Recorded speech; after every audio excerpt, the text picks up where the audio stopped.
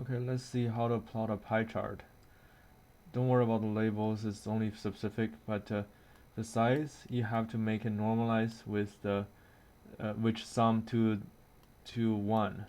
And then you can, what I did is make it make one of which pop out, which is MTM, and then and then uh, and then here is a way to plot the basic. This is taken from from a website. I think I will cite that website later.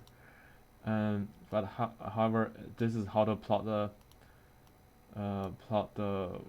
pie chart, and let's see how does it look like.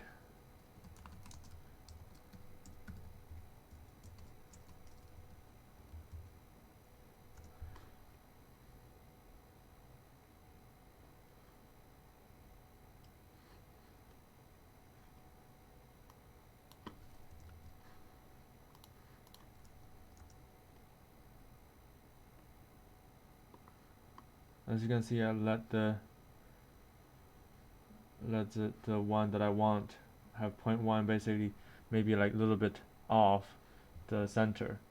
I don't know the detail how it works, but that's what I want to do, so it's good enough. And also has the shadows, which looks nice.